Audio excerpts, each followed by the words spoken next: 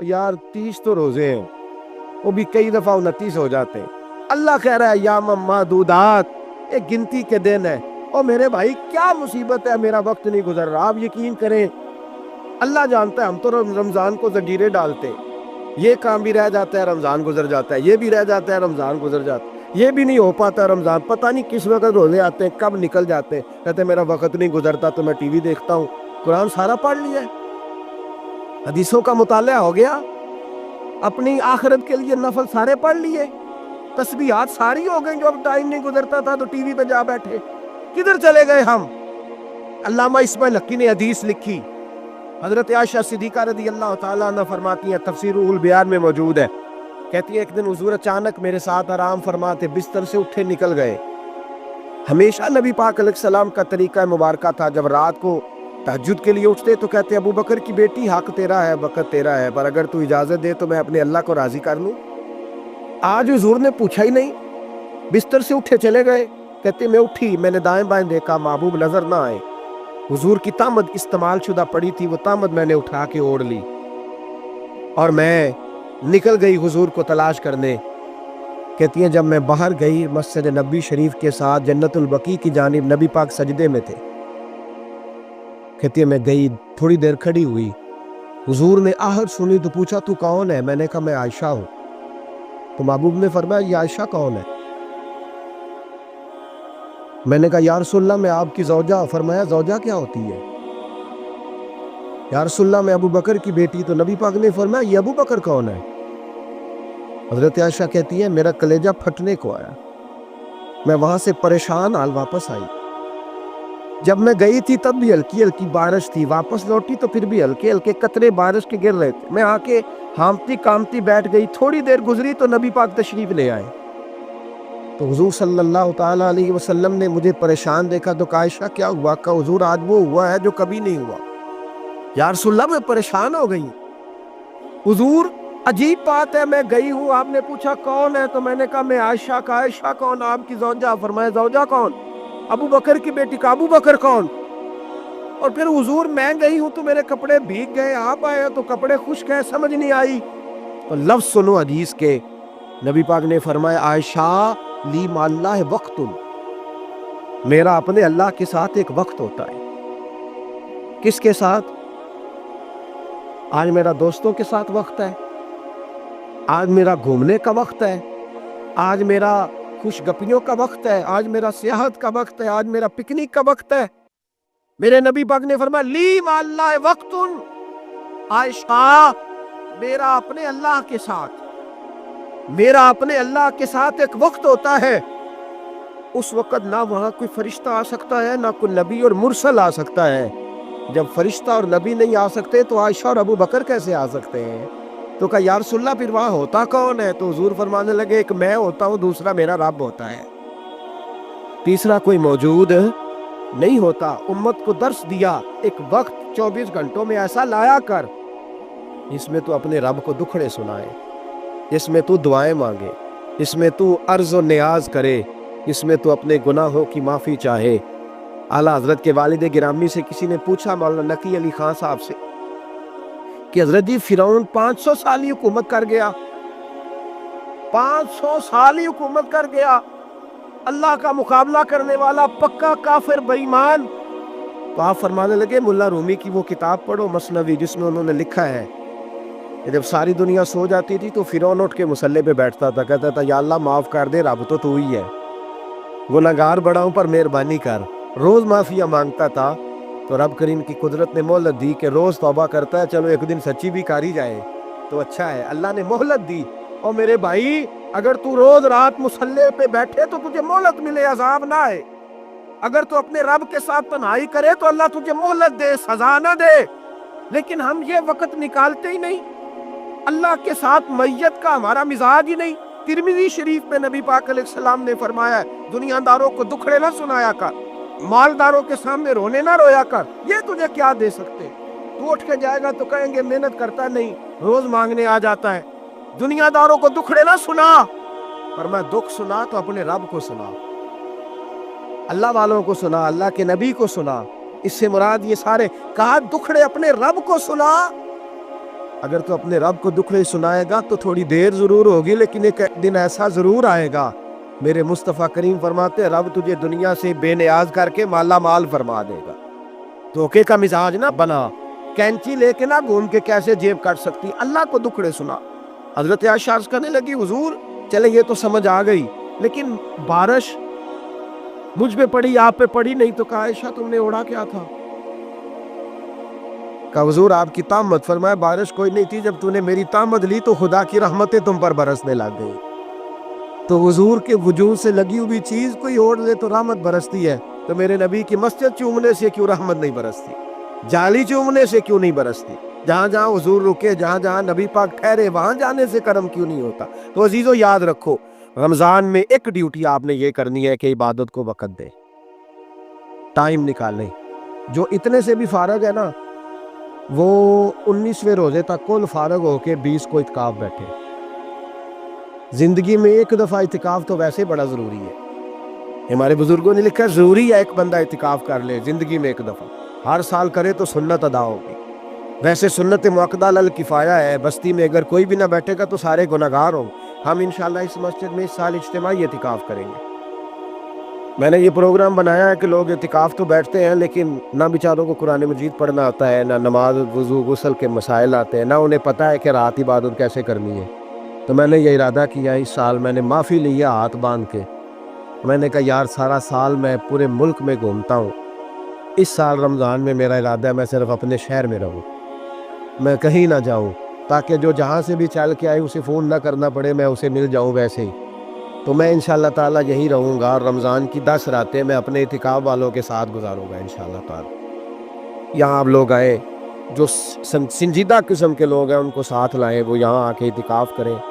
لنگر شریف بھی ہم دیں گے جو ہماری توفیق ہوگی، اور انشاءاللہ دونوں وقت دیں گے اپنی توفیق کے مطابق۔ اور یہ کوئی صدقہ زکوٰۃ خیرات سے نہیں ہوگا، یہ آپ ہمارے مہمان ہوں گے تو یہ مہمان نوازی ہوگی انشاءاللہ تعالیٰ۔ تو یہ اپیل آخر میں اعلان کرنا تھا، پر چلو بات آ گئی تو میں نے شروع میں کر دیا۔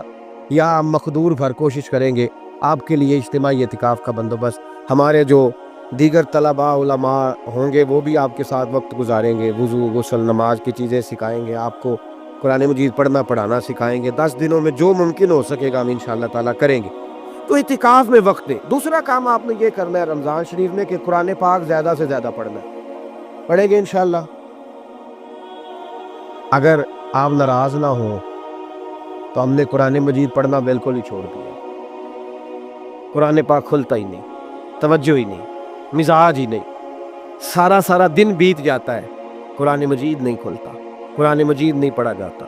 ایک شخص مجھ سے ملنا چاہ رہے تھے مسجد نبوی شریف میں حاضر تھا، تو وہ ایک دفعہ آئے گزر گئے، میں قرآن شریف پڑھ رہا تھا، پھر آئے تو گزر گئے قرآن شریف، تیسری دفعہ پھر آئے تو کہنے لگے آپ نے کتنا کو پڑھنا ہے؟ میں نے ان سے کہا کہ مہربانی کرو مجھے دعا دو کہ اللہ مجھے پڑھتا ہی رکھے۔ آپ نے یہ کیا لفظ ادا کر لیے کہ کتنا کو پڑھنا ہے؟ اور خدا کے بندو یہاں کام کیا ہے؟ اگر تلاوت بھی نہیں کرنی تو کرنا کیا ہے؟ وہاں میں اکثر کہتا ہوں کہ چونکہ ہم تو مسیتڑ ہیں، ہمارا تو مزاج ہے مسجدوں میں رہنے کا، چونکہ عام لوگوں کا مزاج نہیں ہوتا تو وہاں بھی بازاروں کو ٹائم زیادہ دیتے ہیں، خریداری میں وقت زیادہ لگاتے ہیں۔ اگر ہماری طبیعت مسجد میں بیٹھنے کی ہو، قرآن پاک پڑھنے کی ہو تو بڑا ذوق بن جائے۔ قرآن مجید امام اعظم ابو حنیفہ امام اعظم رمضان شریف کے اندر 61 قرآن مجید پڑھا کرتے تھے۔ کتنے؟ 60 اور 1 61۔ ایک قرآن شریف دن میں پڑھتے، ایک رات کو پڑھتے، پورے دن میں قرآن مجید ختم کرتے، ایک رات کو۔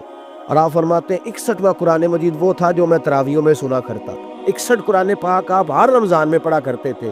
میری آپ سے گزارش ہے ایک سپارہ مسجد میں پڑھیں رمضان میں، ایک سپارہ گھر میں پڑھیں۔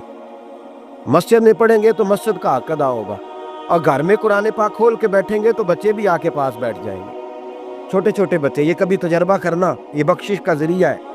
جب آپ بچوں کی ماں سویرے سویرے بڑا اچھا دوپٹہ لے کے اور مصلی بچھا کے اور قرآن مجید کی ریل رکھ کے اور پھر اس کو خوشبو لگا کے جب کھولتی ہے نا، تو اس کی جو 2-2.5 سال کی بچی ہوتی ہے وہ بھی کہیں سے دوپٹہ ڈھونڈنے لگ جاتی، وہ بھی دوپٹہ لے کے آتی اور دائیں بیٹھتی ہے۔ اس کا جو 4 سال کا بچہ ہوتا ہے نا، اگر ابا بیٹھا ہے تو 4 سال کا بچہ بھی کہیں سے ٹوپی ڈھونڈ کے لاتا ہے، اسے پڑھنا نہیں آتا، لیکن وہ بھی آ کے نا سپارہ لے کے بیٹھ جاتا ہے۔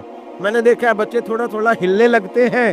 قسم اللہ کی عزت کی، مجھے ایسے لگتا ہے کہ جب بیٹیوں کے بیچ ماں بیٹھ کے قرآن پڑھتی ہے اور جب بیٹوں کے بیچ باپ بیٹھ کے قرآن پڑھتا ہے تو مجھے لگتا ہے خدا کے فرشتے بھی آسمان کے دروازے کھول کھول کے دروازے دیکھتے ہیں کہ یہ کس طرح کا رنگ ہے کہ چھوٹا سا بچہ توتلی زبان. مجھے وہ حدیث پڑھ لینے دو جو امام جلال الدین سیوطی نے روایت لکھی ہے. فرمایا حضرت عیسیٰ علیہ السلام ایک قبر کے پاس سے گزرے تو عذاب ہو رہا تھا, چند گھنٹوں کے بعد گزرے تو وہیں رحمتوں کا نزول ہو رہا تھا. حضرت عیسیٰ عرض کرنے لگے مولا میری مجال نہیں میں پوچھوں, چند گھنٹے پہلے یہاں عذاب تھا اب یہیں کرم ہو رہا ہے. اللہ اب اس نے کوئی نیک عمل کیا تو ہے نہیں, قبر میں تو عمل ختم ہو جاتا ہے, اتنا کرم کیسے؟ تو رب کریم نے فرمایا موسیٰ بندہ بڑا گناہگار تھا, پاپی تھا, سزا کا حقدار تھا, پر جب انتقال اس کا ہوا تو بیوی اس سے پہلے حاملہ تھی. اس کے انتقال کے 2-4 مہینے بعد بچہ پیدا ہوا, پھر اس بی بی نے بچہ پالا. آج 4.5 سال کا بچہ مکتب گیا ہے, استاد نے بسم اللہ شریف پڑھائی ہے, اس کے بچے نے توتلی زبان پہ کہا بسم اللہ الرحمن الرحیم. تو مجھے حیا آئی ہے کہ اس بیچارے کو بھی لفظ نہیں ادا کرنے آتے, زمین پر بیٹھ کر یہ توتلی زبان سے مجھے رحمان اور رحیم کہے اور میں اس کے باپ کو سزا دوں.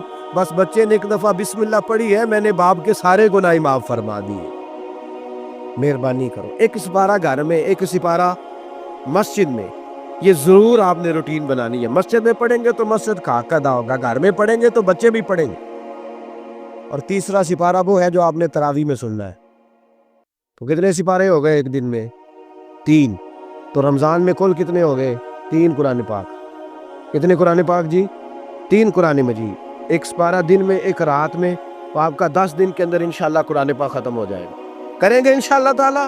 یہ ذہن بنائے, یہ ذوق پیدا کرے, اور قرآن پاک کا ایک حرف پڑھے تو اللہ 10 نیکیاں دیتا ہے, اور رمضان شریف میں 70 گنا بڑھ جاتی ہے. تو اب ذرا ضرب دے لو بات کہاں جائے گی. تو رمضان المبارک میں قرآن پاک سے میں نے کہا کوئی اخبار نہ دیکھو, کچھ نہ دیکھو, سارا دن بس قرآن پاک دیکھو, سارا دن قرآن مجید پڑھے, قرآن پاک سے دل لگائے. حضرت عبداللہ ابن مسعود رضی اللہ تعالیٰ عنہ فرماتے ہیں نبی پاک صلی اللہ علیہ وسلم نے مجھے بلا کے کہا مجھے قرآن پاک تو سنا. میں نے کہا یا رسول اللہ آپ پہ نازل ہوا, میں آپ کو سناؤں؟ تو فرمایا میرا دل کر رہا ہے میں تجھ سے سنوں. حضور کو زیادہ آتا تھا نا, تو کبھی کبھی آپ سمجھ لیں کہ آپ کو زیادہ آتا ہے, لیکن پھر بھی سامنے والے, میں اکثر کہتا ہوں مدرسے کے طلباء سے, میں کہتا ہوں آپ قاری اور حافظ تو ہو گئے ہو, پر کبھی کسی اور سے بھی سنا کرو. کہا کرو سناؤ یار 2 آیتیں, دل کر رہا ہے. حضرت ابی بن کعب رضی اللہ تعالیٰ عنہ کہتے ہیں نبی پاک تشریف لائے تو مجھے کہنے لگے ابی ادھر آ, میں تجھے قرآن پاک سناؤں. میں نے کہا یا رسول اللہ مجھے فرمایا مجھے اللہ نے حکم دیا ہے کہ میں تمہیں سناؤں. حضرت ابی رو کے کہنے لگے یا رسول اللہ رب کریم نے میرا نام لیا ہے. میں کہا وہ کہا؟ فرمایا ہاں تیرا نام لیا ہے. رونے لگے, کہنے لگے حضور پھر تو میں بڑا خوش نصیب ہوں, سنائیے میں سنتا ہوں. تو حضور سننا بھی حضور کی سنت ہے, سنانا بھی نبی پاک کی سنت ہے. قرآن مجید کو سنیں. اور پھر یار دکھ کی بات ہے نا کہ پاسپورٹ کے دفتر تو میں 2.5 گھنٹے کھڑا رہوں, شناختی کارڈ کے لیے میں 1.25 گھنٹہ کھڑا رہوں, اور میں پہلی دفعہ سعودی عرب جاؤں تو امیگریشن کے لیے 2.5 گھنٹے بھی مجھے لائن میں لگنا پڑے تو میں لگا رہوں. دنیا داری کے لیے تو میں اتنا کھڑا رہوں, اور تراویح کے لیے مجھے 1 گھنٹہ نہ کھڑا ہوا جائے اور میں بہانے کرتا پھروں. تو پھر یاد رکھو وہ حضرت سیدہ اسماء کا کرتی تھی, نبی پاک نے مجھے کہا تھا اسماء اللہ کے راستے میں گن گن کے نہ دینا ورنہ وہ بھی تجھے گن گن کے دے گا. جب ہم رب کریم کو وقت اس طرح دیتے ہیں کہ دنیا داری کے لیے تو ساری ہمارے پاس ہمتیں موجود ہیں, اور تراویح کا وقت آیا تو بہانے ڈھونڈنے لگ گیا. تراویح کا وقت آیا تو وہ جو ہے اس نے شروع کر دی بات کہ جناب میرے فلان جگہ تکلیف ہے اور مجھے بلڈ پریشر ہو جاتا ہے تو پسینہ بڑا آتا ہے. تو اب تو آسانیاں ہی بڑی ہیں. صحابہ کہتے جب ہم مسجد نبی میں نماز پڑھنے جاتے تھے, بارش ہوتی تھی تو مسجد میں پانی کھڑا ہوتا تھا, کیچڑ کھڑا بن جاتا تھا, تو ہم اپنی جھولیوں میں خشک مٹی ڈال کے لے جاتے, اپنی اپنی جگہ بچھا لیتے مٹی, اور پھر ہم نماز پڑھتے تو ہمارے پیشانیوں پر بھی مٹی لگ جاتی. ایک صحابی جھاڑ رہے تھے تو نبی پاک نے فرمایا نہ جھاڑ, جب تک چہرے پہ رہے گی فرشتے درود بھیجتے رہیں گے. اب تو ایسی لگے ہوئے مسجد میں, پھر بھی تو تراویح نہیں پڑھتا. تو ایک تو عبادت کو ٹائم دیں, دوسرا قرآن مجید زیادہ سے زیادہ پڑھیں, رمضان میں زیادہ سے زیادہ پڑھیں, مسجدوں میں ٹائم دیں. مجھے دکھ ہوتا ہے جب رمضان میں بھی نماز کے بعد مسجد کو تالا لگتا ہے. اگر ہم سارے آئیں مسجدوں میں, ہم رمضان شریف کے اندر وقت دیں, جس کے پاس ٹائم ہو وہ آ کے بیٹھ جائے، قرآن مجید کھول لے، تو میرا خیال ہے کہ مسجدیں بھی ہمیں دعا دیں گی کہ دیکھو ہر وقت انہوں نے میرے اندر تلاوت کی۔ ایک اور بات بھی عرض کرنی ہے، یہ مجھے کہا گیا ہے، میری اپنی طرف سے نہیں، یہ مجھے رکا دیا گیا ہے۔ کہہ دوں پکے نمازی ناراض تو نہیں ہو جائیں گے؟ جو پکے نمازی ہیں مسجدوں کے وہ میرے ساتھ وعدہ کریں، ناراض تو نہیں ہو جائیں گے؟ نہیں تسی نہیں بول دے تسا ہو جانا، پکے بول دے نہیں پے، پکے کور دینے پے، پکے نمازی، یہ پکے نمازیوں سے بات، ناراض تو نہیں ہو جائیں گے؟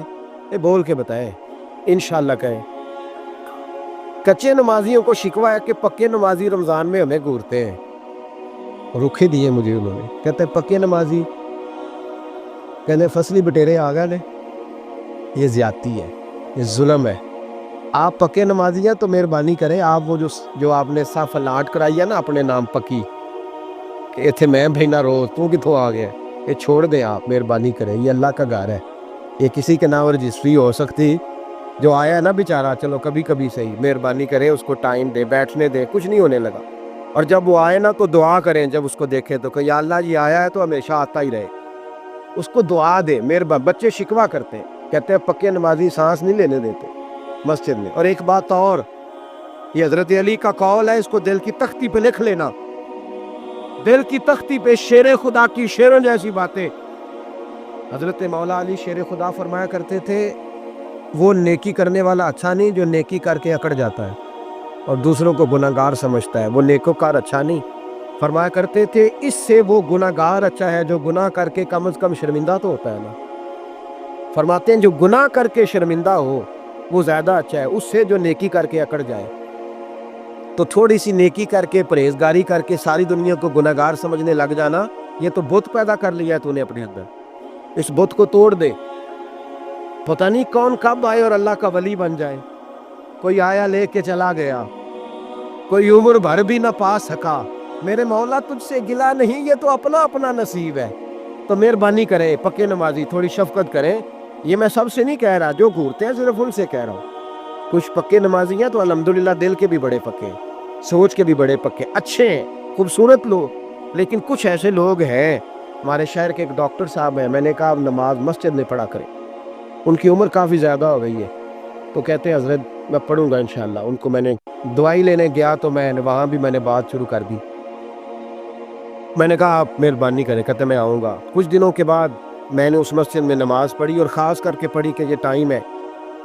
میں نے فون کیا کہ ڈاکٹر صاحب آپ نظر نہیں آئے، تو کہتے ہیں اسام ناراض نہ ہو جان، نمازی مجھے کہتے تھے خیر ہے ڈاکٹر صاحب، کہیں غلط جگہ تبادلہ تو نہیں ہو گیا، کوئی مصیبت تو نہیں آ گئی؟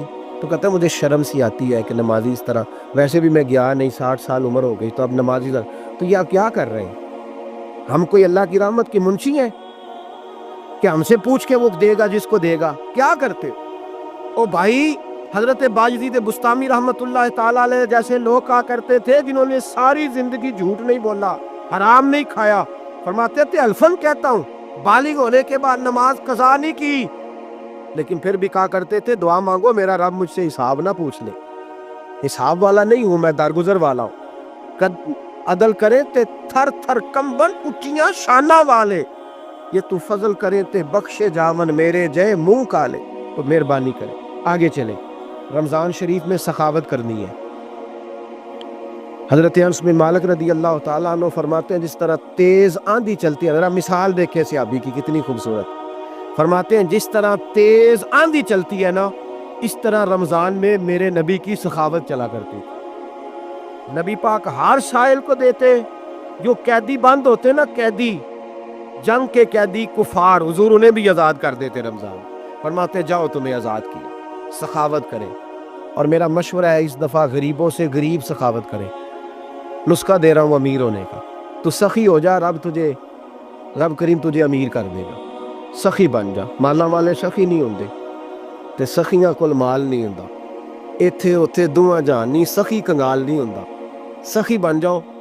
میرے نبی پاک علیہ السلام نے فرمایا بندہ کبھی بھی جیب کا سخی نہیں ہوتا، سخی وہی ہوتا ہے جو دل کا ہوتا ہے۔ غریبوں کو میرا مشورہ ہے کہ 10 روپے دو، لیکن رمضان میں روز دینا، ہر شام دینا، غریبوں کو ساتھ بٹھاؤ، روٹیاں کھلاؤ، افطاریاں کراؤ، غریبوں کے گھروں کے اندر سوٹ پہنچاؤ، مدارس کے طالب علموں کو کپڑے خرید کے دو، جو کچھ نہیں دے سکتا وہ ایک مسواک لا کے دے، ڈیوٹی کرو، اپنے دائیں بائیں غریبوں کا خیال رکھو. جن گھروں میں اکثر دیکھتے ہو کہ دال کا شاپر جاتا ہے، وہاں رمضان شریف میں صبح صبح گوشت پہنچاؤ. مہربانی کرو. غریب غریب امیر تو کسی کو تب دے گا جب اس نے ووٹ لینے ہوں گے. وہ تو وہاں زکوٰۃ دے گا جہاں سے اسے پتا ہوگا کہ میری تعریف اچھی ہوگی.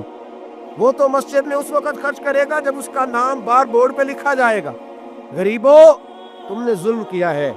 اگر تم اپنی 4 غریب بھائی مل کے ایک غریبنی بہن کا خیال رکھتے تو اس غریبنی کو محلے کے چودھری کے پاس نہ جانا پڑتا.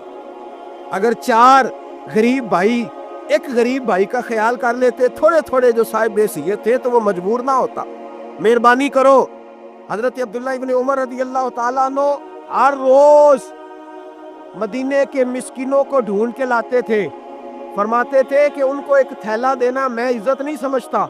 ڈھونڈ کے لاتے غریبوں کو اور اپنے سامنے دسترخوان بچھاتے رمضان میں، اور پھر ان پہ کھانے چنتے اور فرماتے غریب کھائیں گے تو میرا اللہ راضی ہوگا.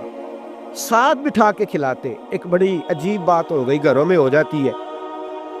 جن گھروں میں زیادہ مہمان آتے ہیں وہاں یہ مسئلے بن جاتے ہیں. ایک دن زوجہ کہنے لگی کھانا آپ کا یہ آج مہمان کو نہ لائیے گا. کہہ دیتی ہیں نا بیویاں کبھی کبھی. یہ نافرمانی نہیں. اگر آپ کو کھڑا کیا جائے نا رمضان میں روزہ رکھ کے باورچی خانے تو لگ پتا جائے. اس کو نافرمانی نہ سمجھے. بیوی نے پکا کے نہیں دیا جی. تو حضرت عبداللہ ابن عمر کی زوجہ کہنے لگی آپ کا کھانا ہے، مہمانوں کا کوئی نہیں. تو حضرت عبداللہ ابن عمر کہنے لگے اللہ تجھے جزا دے، تو روز پکا کے دیتی ہے، چل اس طرح کر مجھے سرکہ اور کھجور دے دے، روٹی میرے مہمان کو دے دے. تو آپ کی زوجہ رو پڑی. کہنے لگی اگر آپ افطاری والوں کا اتنا خیال کرتے ہیں تو میں نہ کروں؟ مجھے 10-20 منٹ کا ٹائم دے، میں اپنے اوپر وزن بوجھ ڈالوں گی، میں تھوڑی مشقت میں پڑوں گی، لیکن مہمانوں کے لیے افطاری کا ضرور بندوبست کروں. ہمارے ہاں تو افطاریاں بھی سیاسی ہیں، ووٹ اکٹھے کرنے کے لیے افطاریاں. اور ڈرو اللہ سے. کس کس نام پہ لوگ دنیا داری کریں گے؟ کس کس نام؟ غریبوں کو کھلاؤ کھانا جن کو سارا سال گوشت ملتا ہے ان کی. میں کل یونیورسٹی میں کہہ رہا تھا کہ بڑا ہاتھی ہوتا ہے پر بادشاہ شیر ہوتا ہے، اس لیے کہ شیر ہفتے میں ایک دن گوشت کھاتا ہے. اگر روز کھائے نا تو اس سے بھی نہ اٹھا جائے جس طرح ہم سے نہیں اٹھا جاتا. اس سے اٹھا کوئی نہ جائے، وہ ہفتے میں ایک دن کھاتا. مگرمچھ سب سے دلیر جانور ہے دریائی جانوروں میں سے، لیکن 24 گھنٹے میں 700 گرام کھانا کھاتی ہے. اور شیر کا بھی پنجہ پکڑ لے تو شیر چھڑا نہیں سکتا. روٹی کھا کھا کے تو حال ہی کوئی نہیں قوم کا. تو مہربانی فرمائے فاقہ آپ کو طاقتور کرے گا، اور جتنا زیادہ انسان کھاتا ہے شہوانی قوتیں زیادہ ہوتی ہیں. اس لیے نبی پاک نے کہا تھا نوجوانوں کو یا شادی کر لو یا روزے رکھا کرو. اگر زیادہ روٹیاں کھاؤ گے تو تمہارے اندر نفسانی اور شہوانی قوتیں زیادہ پروان چڑھیں. تو مہربانی فرمائے رمضان میں غریبوں کے فاقوں کا خیال کریں، انہیں پہنچا کے آئیں، گھر جا کے دے کے آئیں. میں اکثر یہ روتا ہوں کہ ہماری مسجدوں میں نا 27ویں کو قاری صاحب کو سوٹ ملتا ہے. اس کے پیچھے سازش یہ ہوتی ہے کہ 27ویں روزے نہ تو درزی پکڑے گا نہ سی کے دے گا. تو ہم یہ سازش کرتے ہیں کہ دین جنانا ہوئے مولوی بھی ساڑھے ورگا سوٹ پا لے عید تے. تو پھر ساڑھے کی چودھری جی تے مولوی جی فرق ہی رہ گیا. تو 27ویں کو اس لیے دیتے ہو کہ درزی نہ پکڑے. اس بیچارے کو دینا ہے تو یکم رمضان کو دو. اس کو حضرت جی میرے والا جوڑا پہن کے آپ نے تراویح پڑھا لی ہے، یہ جمعہ آپ نے میرے سوٹ سے. مہربانی کریں آپ جو آپ کے اپنے علاقے کے مسجد کے قراء ہیں، حفاظ ہیں، طالب علم ہیں، ان کو رمضان شریف سے شروع ہونے سے پہلے، اور کسی گھر میں آپ لنگر پہنچاتے ہیں 20ویں روزے تو 20 روزے تو فاقے سے انہوں نے رکھ لیے، اب آپ گھی لے کے پہنچ گئے. اگر رمضان کی نیت کر کے رمضان سے پہلے بھی دو گے تو اللہ رمضان جتنا ہی اجر عطا فرمائے گا. فطرانہ یکم رمضان کو دے دو مہربانی کرو، تاکہ غریب کے گھر کے اندر چولہا صحیح جلے، اس کے بچے بھی کھانا صحیح کھائیں. میری یہ گزارش ہے کہ اگر آپ نے کسی غریب کی بچی کو کپڑا، لباس اور غریبوں کو کچھ لے کے دینا ہے تو رمضان سے پہلے لے کے دیں، تاکہ درزیوں کا ریٹ کم ہو، وہ کام جو ہے وہ جلدی ہو جائے. اور میری گزارش ہے مسلمانوں سے کہ اپنے سارے کام رمضان سے پہلے سمیٹ لو. اتنے قیمتی دن دوبارہ نہیں ملیں گے جو زندگی میں رمضان دوبارہ سے آ رہا. سارے کام پہلے کر لو. ہمارے ہاں تو آپ یقین کریں نہ درزی تراویح پڑھتا ہے، نہ کپڑوں والا پڑھتا ہے، نہ کاج بٹن والا پڑھتا ہے، نہ نلکی والا پڑھتا ہے. وہ کہتے ہیں جی راشی سارا ان دنوں میں. وہ جو آخری 10 راتیں ہوتی ہیں نا رمضان کی، حضرت عائشہ صدیقہ رضی اللہ تعالیٰ عنہ فرماتی ہیں حضور ہمیں نفل کے لیے نہیں جگاتے تھے، پر رمضان کے آخری 10 دن فرماتے اٹھو، یہ سونے کا ٹائم نہیں. اور ہمارا وہی ٹائم سارا بازاروں میں گزر جاتا ہے. وہ جو کچھ لینے کا وقت ہے، شب قدر تلاش کرنے کا وقت ہے، وہ سارا ہم بازاروں میں گزارتے ہیں۔ ہم انشاءاللہ تعالی رمضان کی آخری 10 راتوں میں شب بیداری کریں گے، محفل کریں گے، تلاوت کریں گے، تسبیح پڑھیں گے، جو ہم سے ہو سکے۔